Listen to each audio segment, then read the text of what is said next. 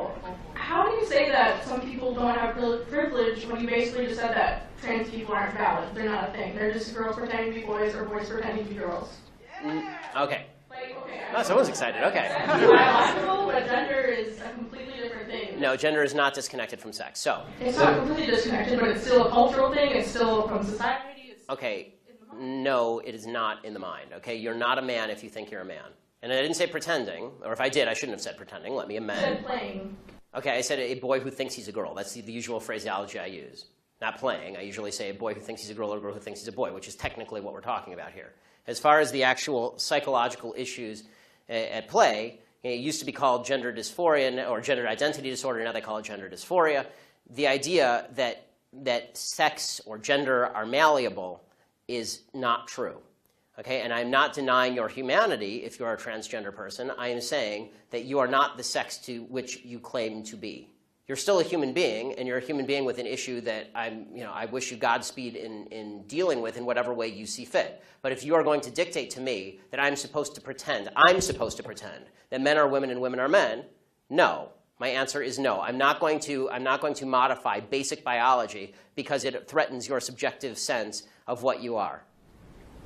Okay, but you're still saying these kids should not be accepted because they don't really fit in either place? They can't just I'm saying that the Boy Scouts have a standard. You must be a biological boy to be a Boy Scout. You have to be a boy to be a Boy Scout. Where's that written, though? Okay. In the name Boy Scouts.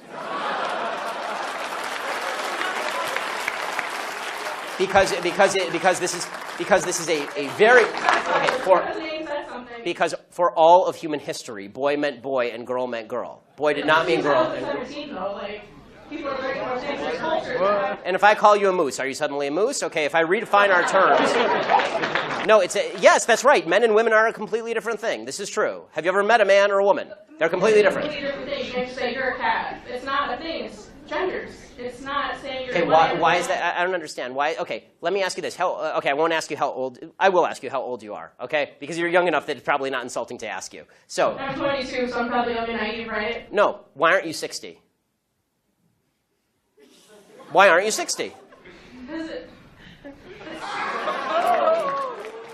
And why can't you identify as 60? What is the problem with you identifying as 60? Because it's not the same as gender. You can't just. You're right. Age is significantly less important than gender. You can't magically change your gender. You can't magically change your sex. You can't magically change your age. You can still legally change it. People recognize. You can't legally change your age, by the way. Obviously, you can change your name, you can change your sex, you can change your identity. Just because you can do things legally doesn't mean that they are correct biologically. You could do lots of things in the past that were incorrect biologically and correct legally. For a long period of time in the United States, sterilization of the mentally ill took place. That didn't make it okay. Skinner versus Oklahoma. Justice Oliver Wendell Holmes wrote the decision. Right. I still don't understand why you're accepting these children that are. It's not a matter of open-minded and accepting. I want them to get treatment that they see fit, but that's not involving me. The idea behind the transgender movement as a civil rights movement is the idea that all of their problems would just go away if I would pretend that they were the sex to which they claim membership. That's nonsense. The transgender suicide rate is 40%. It is 40%. And according to the Anderson School at UCLA, it makes no difference. There's a study that came out last year. It makes no difference. Virtually no difference, statistically speaking, as to whether people recognize you as a transgender person or not, which suggests there's a very high comorbidity between transgenderism, whatever that mental state may be, and suicidality. That has nothing to do with how society treats you. Do you think it could be because of they're bullied at school? No, I don't think that. I do not think that the discrepancy. I do not think the discrepancy. First of all, I'm against bullying of any sort. Okay, the idea that somebody would beat somebody up is terrible. Okay, as somebody who's viciously bullied in high school, I'm not a fan of bullying. But the idea that the normal suicide rate across the United States is 4%. The suicide rate in the transgender community is 40%. The idea that 36% more transgender people are committing suicide because people are mean to them is ridiculous. It's not true, and it's not backed by any science that anyone can cite. It is pure conjecture. In fact, it's not even true that bullying causes suicide, according to a lot of studies. For example, in the black community, where the idea is supposedly that America is a racist society, blacks are bullied a lot. Okay, in the black community has significantly lower suicide rates than in the white community. In fact, in third world countries, the suicide rate is significantly lower than in first world countries. Suicide actually seems to be a privilege of the upper classes if you actually look at it from a financial perspective.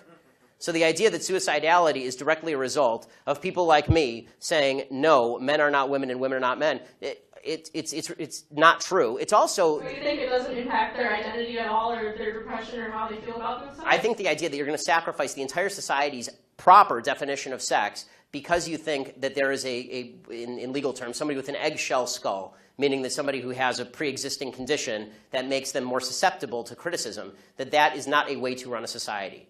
You can't sacrifice truth because some people are going to actually suffer because of the truth.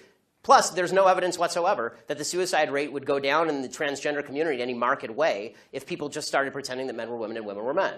We're trying that experiment now. We'll find out whether it works. So far, no evidence. Have you talked to a group of trans people at all instead of just a group of, like, white people? I'm more than happy to talk to a group of any people who will have me, but usually they protest me.